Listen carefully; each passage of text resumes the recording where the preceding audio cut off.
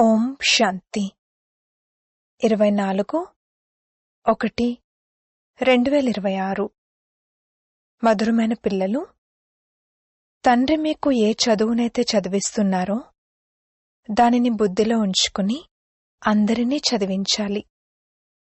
ప్రతి ఒక్కరికి తండ్రి మరియు సృష్టి చక్రం యొక్క పరిచయాన్ని ఇవ్వాలి. ప్రశ్న: ఆత్మ సత్యుగంలో కూడా పాత్రను అభినయిస్తుంది మరియు కలియుగంలో కూడా అభినయిస్తుంది, కానీ తేడా ఏమిటి? జవాబు: సత్యుగంలో పాత్రను అభినయించేటప్పుడు అక్కడ పాపకర్మలేవీ జరగవు. ప్రతి కర్మ అక్కడ అకర్మగా అవుతుంది, ఎందుకంటే రావణుడు లేడు. ఆ తర్వాత ఎప్పుడైతే కలియుగంలో పాత్రను అభినయిస్తుందో అప్పుడు ప్రతి కర్మ వికర్మగా లేక పాపంగా అవుతుంది, ఎందుకంటే ఇక్కడ వికారాలున్నాయి. ఇప్పుడు మీరు సంగమంలో ఉన్నారు, మీకు మొత్తం జ్ఞానమంతా ఉంది. ఓం శాంతి. మనం బాబా ఎదురుగా కూర్చున్నామని ఇప్పుడు పిల్లలకైతే తెలుసు. పిల్లలు నా ఎదురుగా కూర్చున్నారని బాబాకు కూడా తెలుసు. తండ్రి మనకు శిక్షణ ఇస్తున్నారని, దానిని మళ్ళీ ఇతరులకి ఇవ్వాలని ఇది కూడా మీకు తెలుసు. మొట్టమొదటైతే తండ్రి పరిచయాన్నే ఇవ్వాలి, ఎందుకంటే అందరూ తండ్రిని మరియు తండ్రి శిక్షణలను మర్చిపోయారు. ఇప్పుడు తండ్రి ఏదైతే చదివిస్తున్నారో ఈ చదువు మళ్లీ 5000 సంవత్సరాల తర్వాత లభిస్తుంది. ఈ జ్ఞానం ఇంకెవ్వరికీ లేదు. ముఖ్యమైనది తండ్రి పరిచయము. ఆ తర్వాత మనమందరము సోదరులము అని కూడా అర్థం చేయించాలి. మొత్తం ప్రపంచంలో ఉన్న ఆత్మలందరూ పరస్పరంలో సోదరులు. అందరూ తమకు లభించిన పాత్రను ఈ శరీరం ద్వారా అభినయిస్తున్నారు. ఇప్పుడిక తండ్రి కొత్త ప్రపంచంలోకి తీసుకువెళ్లేందుకు వచ్చారు. దానిని స్వర్గమని అంటారు. కాని సోదరులమైన మనమందరము పతితంగా ఉన్నాము, ఒక్కరిమి కూడా పావనంగా లేము. పతితులందరినీ పావనంగా తయారు చేసేవారు ఒక్క తండ్రి మాత్రమే. ఇది ఉన్నదే పతిత వికారి భ్రష్టాచారి రావణ ప్రపంచము. రావణుడు అంటే అర్థము స్త్రీలోని 5 వికారాలు, పురుషునిలోని 5 వికారాలు. బాబా చాలా సింపుల్ రీతిలో అర్థం చేయిస్తారు. మీరు కూడా ఈ విధంగా అర్థం చేయించగలరు. కావున మొట్టమొదట ఇది అర్థం చేయించండి. వారు ఆత్మలమైన మన తండ్రి, మనమందరము సోదరులము. అర్థం చేయించిన తర్వాత ఇది సరేనా అని వారిని అడగండి. వారిని ఇలా రాయమని చెప్పండి: మనమంతా పరస్పరం సోదరులము, మనందరి తండ్రి కూడా ఒక్కరే, ఆత్మలైన మనందరికీ వారు సుప్రీం సోల్, వారిని ఫాదర్ అని అంటారు. దీనిని బుద్ధిలో పక్కాగా కూర్చోబెట్టండి. అప్పుడు సర్వవ్యాపి మొదలైన విషయాలు ముందు తొలగిపోతాయి.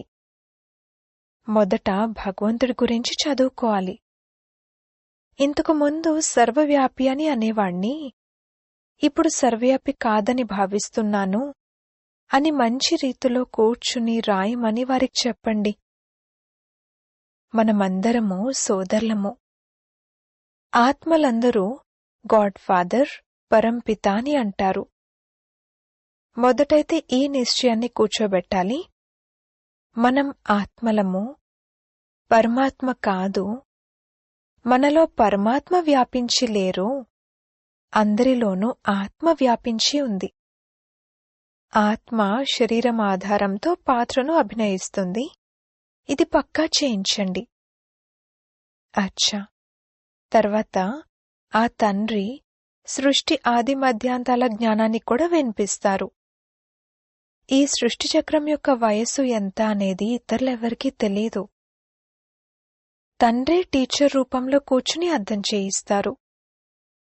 లక్షల సంవత్సరాల విషయమే లేదు.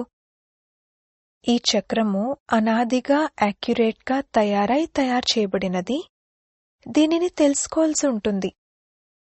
సత్యత్రేతాయుగాలు గడిచిపోయాయి, ఇది నోట్ చేసుకోండి. వాటిని స్వర్గం మరియు సెమీ స్వర్గమని అంటారు. అక్కడ దేవీదేవతల రాజ్యం నడుస్తుంది.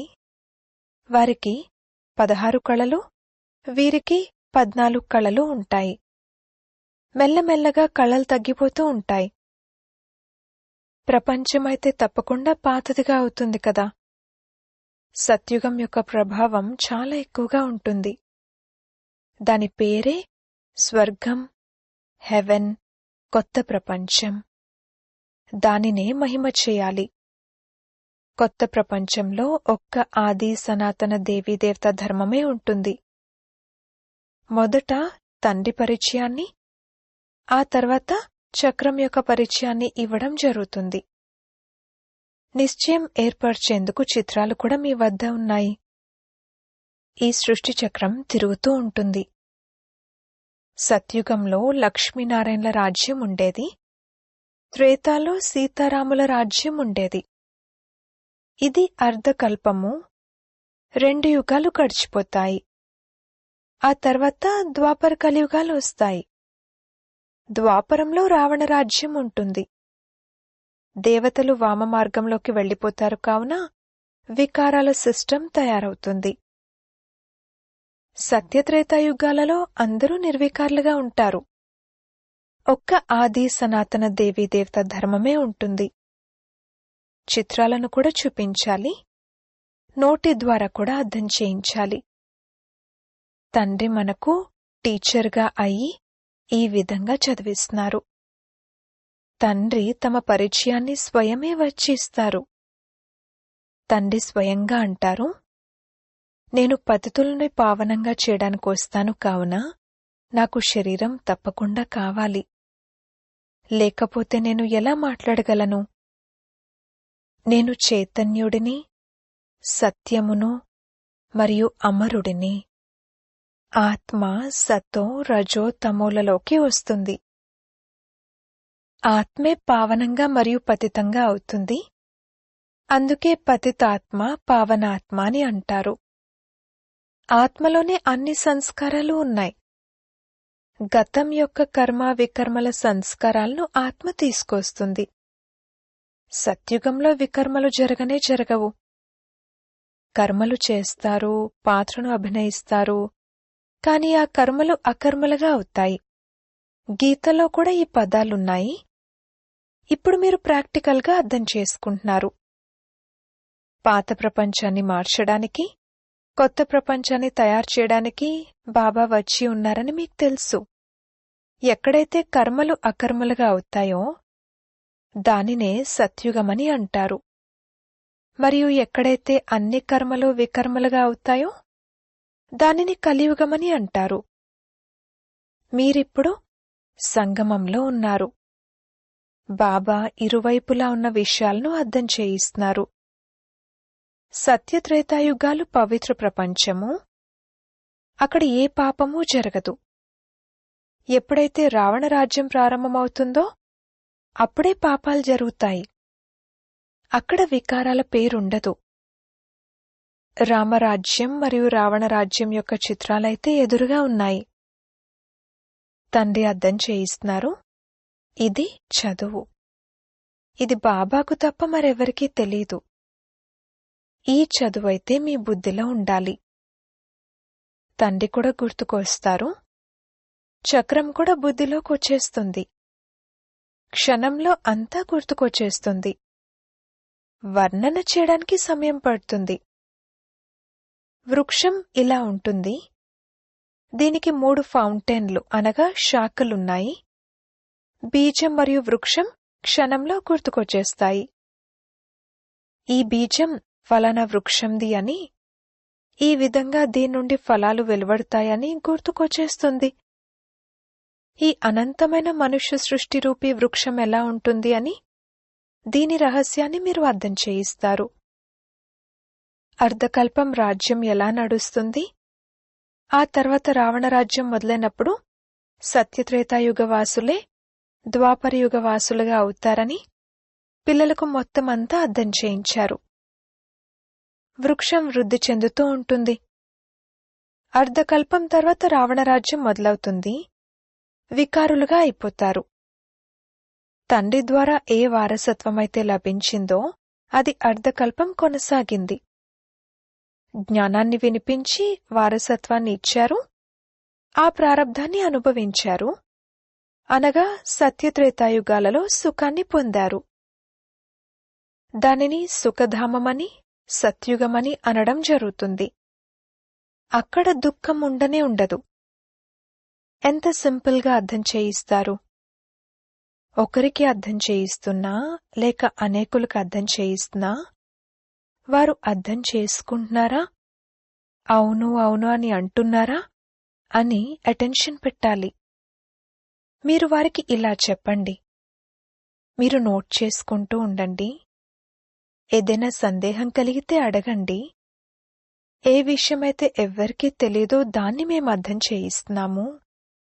మీకు ఏమీ తెలీదు, ఇంకేమీ అడుగుతారు? బాబా అయితే ఈ అనంతమైన వృక్షం యొక్క రహస్యాన్ని అర్థం చేయిస్తారు.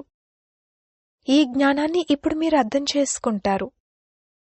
మీరు 84 జన్మల చక్రంలోకి ఎలా వస్తారు అనేది తండ్రి అర్థం చేయించారు. దీనిని బాగా నోట్ చేసుకోండి. ఆ తర్వాత దీనిపై ఆలోచించాలి. ఉదాహరణకు, టీచర్ వ్యాసం రాయమని టాపిక్ ఇస్తే తర్వాత ఇంటికి వెళ్లి రివైజ్ చేసుకుని వస్తారు కదా. మీరు కూడా ఈ జ్ఞానాన్ని ఇస్తారు. తర్వాత ఏమవుతుందో చూడండి. అడుగుతూ ఉండండి. ఒక్కొక్క విషయాన్ని మంచి రీతిలో అర్థం చేయించండి. తండ్రి టీచర్ యొక్క కర్తవ్యాన్ని అర్థం చేయించి ఆ తర్వాత గురువు గురించి అర్థం చేయించండి. మీరొచ్చి పతితులైన మమ్మల్ని పావనంగా చేయండి అని వారిని పిలిచారు. ఆత్మ పావనంగా అయినట్లయితే శరీరం కూడా పావనమైంది లభిస్తుంది. బంగారం ఏ విధంగా ఉంటుందో ఆభరణం అదే విధంగా తయారవుతుంది. 24 క్యారెట్ల బంగారాన్ని తీసుకుని అందులో మలినాలు కలపకపోతే ఆభరణం కూడా అదే విధంగా సతోప్రధానంగా తయారవుతుంది. కల్తీ కలపడం వలన తమోప్రధానంగా అయిపోయారు. మొట్టమొదట భారత్ 24 క్యారెట్ల పక్కా బంగారు పిచ్చుకగా ఉండేది, అనగా సతోప్రధాన కొత్త ప్రపంచంగా ఉండేది. తర్వాత తమోప్రధానంగా అయ్యింది. ఇది తండ్రి అర్థం చేయిస్తారు. ఇతర ఏ మనుషులకు గురువులకు తెలియదు. మీరొచ్చి పావనంగా చెయ్యండి అని పిలుస్తారు. అదైతే గురువు పనే. వానప్రస్థ అవస్థలో మనుషులు గురువులను ఆశ్రయిస్తారు. వాణి నుండి అతీతమైన స్థానం, నిరాకారి ప్రపంచము, అక్కడ ఆత్మలు నివసిస్తాయి. ఇది సాకారి ప్రపంచము. ఇది రెండింటి మిలనము. అక్కడైతే శరీరం ఉండదు, అక్కడ కర్మలేవీ జరగవు. తండ్రిలోనైతే మొత్తం జ్ఞానమంతా ఉంది. డ్రామా ప్లాన్ అనుసారంగా వారిని నాలెడ్జ్ఫుల్ అని అంటారు. వారు చైతన్యమైన వారు, సచ్చిత్ ఆనంద స్వరూపులు కావున వారిని నాలెడ్జ్ఫుల్ అని అంటారు. ఓ పతిత పావన, నాలెడ్జ్ఫుల్ శివబాబా అని పిలుస్తారు కూడా. వారి పేరు సదా శివ అనే ఉంటుంది. మిగిలిన ఆత్మలంతా పాత్రను అభినయించడానికి వస్తారు, కావున రకరకాల పేర్లు ధారణ చేస్తారు. తండ్రిని పిలుస్తారు, కాని వారికేమీ అర్థం కాదు. తప్పకుండా భాగ్యశాలి రథం కూడా ఉంటుంది. అందులోనే తండ్రి ప్రవేశించి మిమ్మల్ని పావన ప్రపంచంలోకి తీసుకువెళ్తారు. తండ్రి అర్థం చేయిస్తున్నారు. మధురాతి మధురమైన పిల్లలు, ఎవరైతే అనేక జన్మల అంతిమంలో ఉన్నారో, పూర్తి 84 జన్మలు తీసుకున్నారో, నేను వారి తనువులోకే వస్తాను. భాగ్యశాలి రథంలోకి రావాల్సి ఉంటుంది. మొదటి నంబర్లోనైతే శ్రీకృష్ణుడున్నారు. వారు కొత్త ప్రపంచానికి యజమాని. మళ్లీ వారే కిందకి దిగిపోతారు.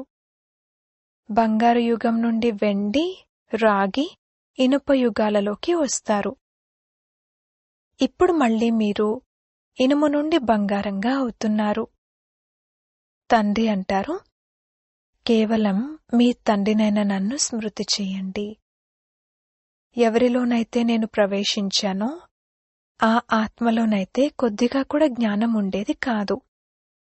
వీరిలోకి నేను ప్రవేశిస్తాను, అందుకే వీరిని భాగ్యశాలి రథమని అంటారు. లేదంటే అందరికన్నా ఉన్నతమైన వారైతే ఈ లక్ష్మీనారాయణలే. వీరిలో ప్రవేశించాలి, కాని వీరిలో పరమాత్మ ప్రవేశించరు కావున వీరిని భాగ్యశాలి రథమని అనరు. రథంలోకి వచ్చి పతితులను పావనంగా చేయాలి కావున తప్పకుండా అది కలియుగి తమో ప్రధానమైనదే ఉంటుంది కదా.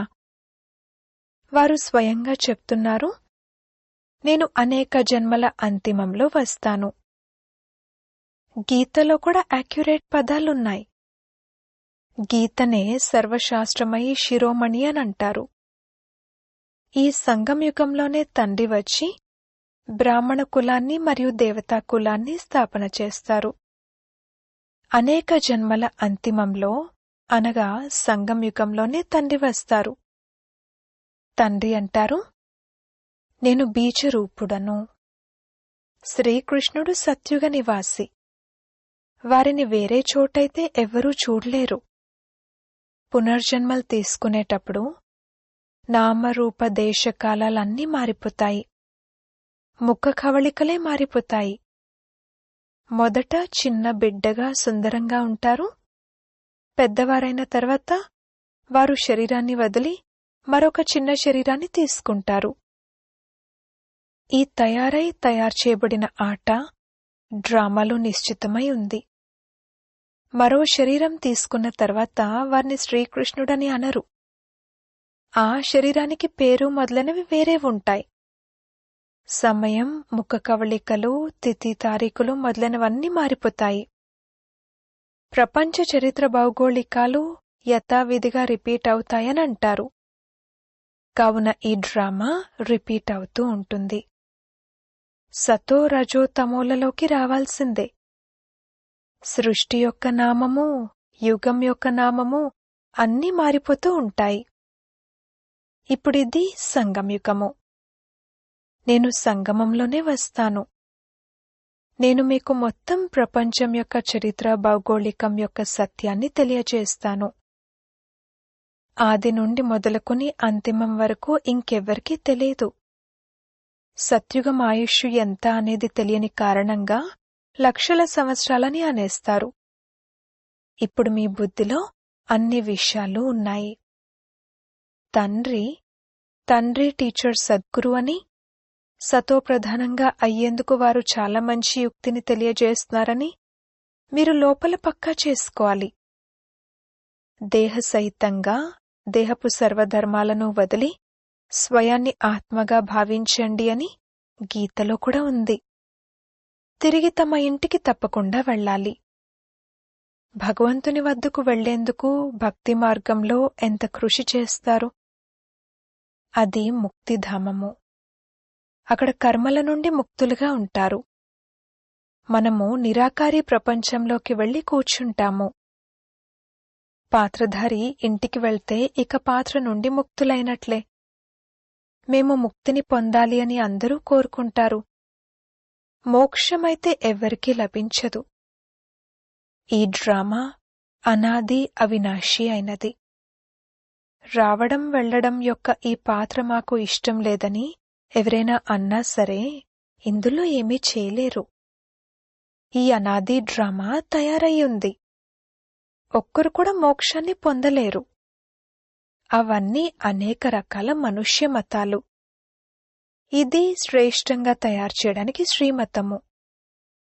మనుషులను శ్రేష్ఠులని అనరు, దేవతలను శ్రేష్ఠులని అంటారు. వారి ఎదురుగా అందరూ నమస్కరిస్తారు. కావున వారు శ్రేష్టమైన వారు కదా.